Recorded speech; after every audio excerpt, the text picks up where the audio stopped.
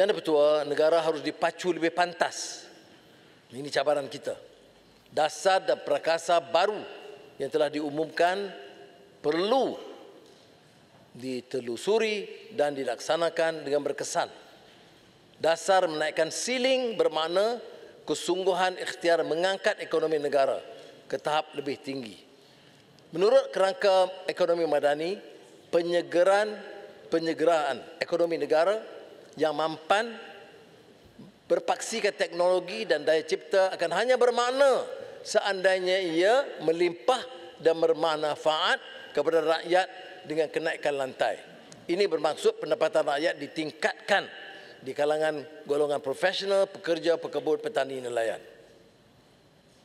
Suatu anjakan baru perlu dilakukan bagi meraih pelaburan lebih bermakna.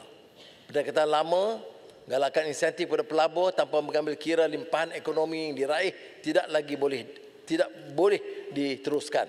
Umpamanya, pelaburan data center, pusat data tidak sepatutnya menjadi rebutan sekiranya ia tidak memberi nilai tambah kepada rakyat dari segi peluang pekerjaan, pendapatan tinggi dan perkongsian kepakaran. Sekarang, anjakan segar dan penekanan harus dilakukan supaya galakan yang diberikan memberi limpahan ekonomi kepada rakyat, tidak hanya menguntungkan syarikat pelabur. Kerajaan bersetuju memperkenalkan kerangka insentif pelaburan baru, iaitu aktiviti bernilai tinggi ketimbang insentif sedia ada. Kerangka ini dijangka dilaksanakan pada suku ketiga 2025. Pertama, meningkatkan tahap kerencaman ekonomi, sektor ekonomi E&E melalui aktiviti bernilai tambah tinggi, termasuk IC dan bahan termaju, galakkan cukai, peningkatan ekspor. Kedua, bagi menyediakan pekerjaan pendapatan tinggi kepada rakyat dalam bidang AI dan teknologi terkini. Potongan cukai khas diberikan kepada universiti swasta dan institut latihan kemahiran swasta yang membangunkan kursus baru seperti teknologi digital, AI, robotik, IoT, sains, fintech dan teknologi mampan. Ketiga, bagi mengukuhkan rantaian bekalan tempatan dan ekosistem sektor utama, ikhtiar ketahanan rantaian bekalan diperkenalkan dengan insentif perbelanjaan perusahaan multinasional sehingga RM2 juta setahun, diberi potongan cukai 2 kali untuk tempoh 3 tahun berturut-turut. Keempat, perkumpulan ekonomi diwujudkan mengikut keistimewaan negeri seperti tenaga boleh baru di Perlis dan Sabah, industri kimia khusus di Pahang dan Terengganu.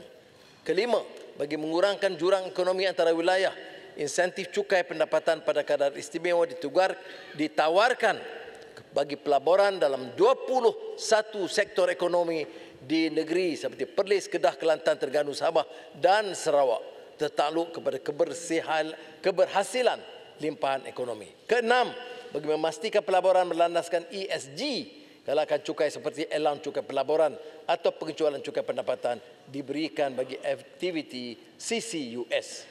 Kerangka insentif pelaburan baru ini akan terus disokong melalui fasilitasi pelaburan yang inklusif untuk merancang pertumbuhan ekonomi. Langkah ini termasuk memperkenalkan dana pelaburan strategik bernilai RM1 bilion sebagai usaha meningkatkan kapasiti bakat tempatan yang dilaksanakan di negara ini.